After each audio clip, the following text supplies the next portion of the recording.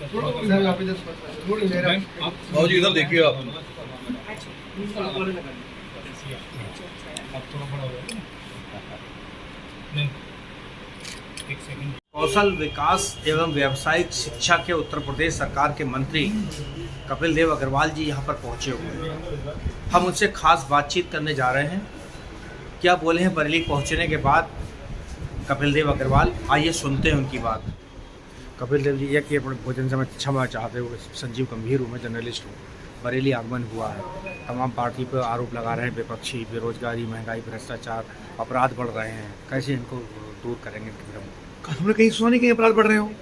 हमारे मुख्यमंत्री योगी आदित्यनाथ जी जिस प्रकार से प्रदेश में एक एनर्जेटिक ऊर्जा के रूप में काम कर रहे हैं, प्रभावी ढंग से काम कर रहे हैं, विपक्ष के सब लोगों के हौसले पस्त हैं, उनको रास्ता नजर नहीं आ रहा है। आदरणीय प्रधानमंत्री नरेंद्र मोदी जी जिस प्रकार से देश को प्रगति के मार्ग पर ले जा रहे हैं और दोनों की टीम डबल इंजन की सरकार जिस प्रकार समाज के प्रत्येक वर्ग में, गरीब हों, किसान हों, युवा हों, महिलाएं हों, बेटियां हों, मजदूर हों, श्रमिक हों और उसके अलावा उद्यमी हों, उन सबके लिए कुछ ना कुछ संरक्षण देकर के लगातार प्रदेश को, देश को आगे बढ़ा रहे हैं। तो हमको लगता है इसके बाद कुछ होता नहीं। एक अनावश्यक टिप्पणी, निराधार टिप्पणियाँ, इसके अलावा कुछ नहीं। और हमने अभी देखा कि आदरणीय अखिलेश यादव जा रहे हैं काशीराम जी की मूर्ति को अनावरण करने के लिए, मार्पण करने के लिए। पहले कभी नजर नहीं, मायावती जी ने खुद कहा कि मेरा जिस प्रकार से गेस्ट हाउस कांड हुआ और जैसा मेरा अपमान किया, ये समाज का, देश का, प्रदेश का दलित समाज इस बातों को भी भूल नहीं सकता कि समाजवादी पार्टी के नेताओं ने किस प्रकार से एक दलित बेटी का, मुख्यमंत्री का अपमानित करने का काम किया। निकाय चुनाव, बहुत ही शर्मनाक। निकाय चुनाव 2024 का सेमीफाइनल माना जा रहा है। लग रहा है कि आप सेमीफाइनल बिल्कुल निश्चित। आज बरेली पहुंचा हूं और बरेली में मेरा एक सामाजिक कार्यक्रम है, समाज के बीच में मुझको रहना है, अपनी बातचीत करनी है। और निश्चित रूप से बरेली की सीट पहले भी हमारे पास थी और बरेली की सीट इस बार भी नगर निगम की हमारे पास। चेहरा बदलेगा, वही रहेगा, ये मेरा विषय नहीं, ये संगठन चाहिए हमारे माध्यम से। और हम लोगों को मोटिवेट करने के लिए आए हैं कि कहीं कुछ बात हो, छोटी बड़ी बातें उन सबको भुला करके देश के लिए, समाज के लिए हमको काम करना। थैंक यू भाई साहब। ये दीप का प्रज्वलन करते हुए हमारे मंत्री माननीय श्री संतोष कुमार जी निवेदन करना चाहूंगा कि वो हमारे कैंट विधायक संजीव अग्रवाल भैया का स्वागत करें। ऐसा मुझे आदेश तालियां करो, दोबारा होनी चाहिए। लोगों से आग्रह है, एक बार जोरदार तालियां हो जाए। क्या बात है, तालियां कमजोर है, जरा जोरदार, भारत माता की क्या बात। और अब मैं स्वागत करना चाहता हूं अपने परिवार के बीच अपनों का स्वागत। हम बड़े गौरवान्वित हैं, हमें एक ऐसा भाई मिला, एक ऐसा अभिभावक मिला जिनकी 3 पीढ़ियां संग में रही हैं, जो भारतीय जनता पार्टी में सह कोषाध्यक्ष हैं। और अभी हम 2 दिन पहले, जैसा कि मैंने आपको बताया, उनका जन्मदिन मनाया। मैं हमारे कैंट विधायक संजीव अग्रवाल जी की बात कर रहा हूं। मैं उनके स्वागत के लिए मैं निवेदन करना चाहूंगा। और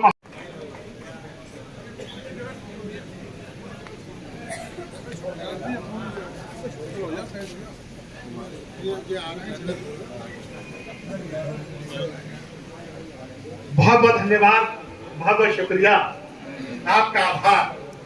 और इसके बाद में कार्यक्रम बहुत शीघ्रता के साथ बढ़ाते हुए मैं सबसे पहले स्वागत करवाना चाहता हूं अतिथि देवो भव, इस परंपरा को निर्वाह करते हुए हमारे अतिथि, हमारे आज के कार्यक्रम के मुख्य अतिथि आदरणीय कपिल देव अग्रवाल जी का स्वागत के लिए मैं आग्रह करना चाहता हूं हमारे कैंट विधायक आदरणीय हमारे अभिभावक संजीव अग्रवाल जी से कि वो उन्हें बुके देकर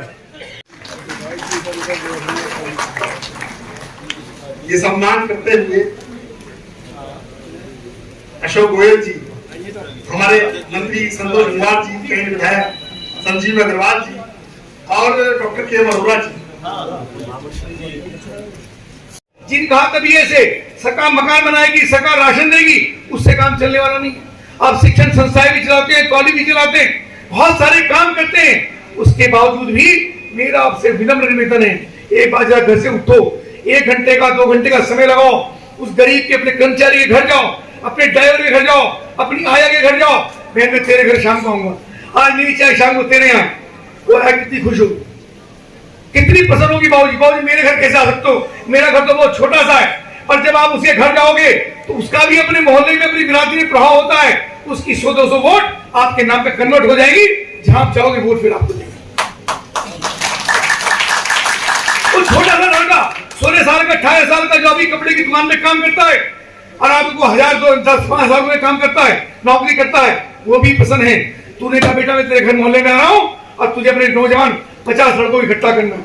आप घर गए स्कूटर पे, मोटरसाइकिल पे, गाड़ी पे, वो बहुत खुश होगा, बाबूजी मेरे घर पर आए, 50 नौजवानों को इकट्ठा करेगा, हम उनसे गपशप करो, उनके साथ बैठ करके वहीं फटे यार उसके घर में बैठ करके उसका चाय पियो, तो कितना पसंद होगा। जैसे आप कहोगे वैसे काम करेगा। जिस दिन कोई गुंडा, मेरी बात तो गुंडा की है नहीं, पर किसी गुंडे ने अगर आपकी तरफ आग निकालने का काम की, वो नौजवान आपके लिए छाती डालेगा, वो गोली आपको मारेगा तो गोली वो खाएगा, उसके अंदर का जोश होगा। आज के विभिन्न प्रकार की इंडस्ट्रियां या बिजनेस कुछ ना कुछ होगा। हमारी साथ 100 लोग, 200 लोग, 500 लोग काम करते हैं, तो हमारी स्टाफ में, हमारी टीम में कौन लोग हैं? आप जब दौड़ाइए नजर, मेरे बैठे बैठे, मेरे बोलते बोलते आप नजर दौड़ाइए, कौन है आपका ड्राइवर, किस समाज का है? आपकी जो आया है वो किस समाज की है? आपके घर में काम करने वाला व्यक्ति किस समाज का है? आपके ऑफिस में काम करने वाला व्यक्ति किस समाज का है? जिनको आप वेतन देते हो 10,000, 5,000, 12,000, 20,000, वो किस समाज का है? हम बहुत सारे कैंप लगाते हैं, शिविर लगाते हैं, कभी आई कभी रोटरी, कभी लॉयन, कभी किसी संस्था के द्वारा हम आई कैंप लगाते हैं, हम हैंडीकैप कैंप लगाते हैं, बहुत सारे शिविर लगाते हैं। क्या आपको भरोसा है कि जिस दिन उस शिविरों में जिन 500 लोगों का आपने इलाज किया, अगर आप उनको कहोगे तो 500 लोग आपके घर से वोट दे देंगे? मुझको लगता नहीं देंगे। उसकी वजह यह है कि हम अपने आप संतुष्टि के लिए काम कर रहे हैं, हम उनके साथ दिल से नहीं जुड़े। उनको दिल से जोड़ना है, उनकी संवेदनाओं को समझना है, उनके मन में भाव है, ये बड़े लोग हैं और हम छोटे लोग हैं, ये अमीर लोग हैं, हम गरीब लोग हैं, ये कोठी वाले हैं और हम झोपड़पट्टी वाले। प्रधानमंत्री जी ने कहा था एक बार कि सरकार गरीबों की है, और सरकार के अंदर 2 ही जातियां हैं, एक देने वाला और एक, दोबारा बताओ, एक देने वाला और एक लेने वाला। एक तो हाथ ऐसे है और दूसरे का हाथ ऐसे है। ऐसे वालों को हमको धीरे धीरे ऐसे करना। ये प्रधानमंत्री नरेंद्र मोदी जी का और मुख्यमंत्री योगी आदित्यनाथ जी का संकल्प है। इसी संकल्प के साथ अपनी सरकार उनको प्रभावित करना है जो भारतीय जनता पार्टी से मिलने में सुख चाहते हैं, जिनको अभी थोड़ा दूरी लगती है। वे कौन लोग हैं? वे हमारे ही समाज के, हमारे बीच के लोग हैं। वे समाज का गरीब वर्ग है, जिसके लिए आदरणीय मुख्यमंत्री, आदरणीय प्रधानमंत्री लगातार काम कर रहे हैं। अभी 14 तारीख को डॉक्टर भीमराव अंबेडकर जी की जयंती है। डॉक्टर भीमराव अंबेडकर की जयंती होती है तो डॉक्टर भीमराव अंबेडकर ने दलित, वंचित, संकुचित समाज के लिए ये संकल्प लेने का काम किया, जिनको आरक्षण देने का काम किया। वो समाज जो आज भी पिछड़ा है, आज भी अछूत है, ऐसे लोगों को जोड़ने की जिम्मेदारी मैं आपसे कहना चाहता हूं। ये काम कहां से खड़ा हुआ? हम राष्ट्रीय स्वयंसेवक संघ के घर, संघ ने 90 वर्ष 95 वर्ष में क्या काम किया? समाज के ऐसे लोगों को जोड़ने का काम किया जो अभी भी वंचित हैं। और आप सब जो लोग बैठे, उन्होंने ही संघ को सींचने का काम किया। ये सब लोग बैठे इतने लंबे समय से नारा लगाते थे कि राम राम आएंगे, मंदिर वहीं बनाएंगे, बच्चा बच्चा राम का, जन्मभूमि के काम का, जिस हिंदू का खून न खोला, खून नहीं वो पानी है। और बहुत सारे नारे लगा देते। एक नारा और था कि तेल लगाओ डाबर का, नाम मिटा दो बाबर का। मित्रों, वो सारा का सारा नाम मिट गया। आप सबके आशीर्वाद से भगवान राम का भव्य मंदिर बन रहा। ये मंदिर केवल मंदिर नहीं है, ये मंदिर हम सबकी मान सम्मान प्रतिष्ठा का, इज्जत का प्रश्न है। और इतना भी नहीं है, दुनिया भर के अंदर रहने वाले 600 करोड़ लोग, उनमें कोई भी व्यक्ति जो सनातन संस्कृति के प्रति श्रद्धा रखता है, भारत के प्रति सम्मान करता है, ऐसे सब लोगों को गौरवान्वित करने का एक प्रतीक है जो भगवान राम का मंदिर है। मैं आपसे कहना चाहता हूं, आपकी जिम्मेदारी है। केवल ये नगर निकाय के चुनाव की बात आपसे नहीं कर रहा हूं, महापालिका चुनाव तो पहले भी जिताए हैं, इस बार भी जिताओगे, मुझे पूरा भरोसा है।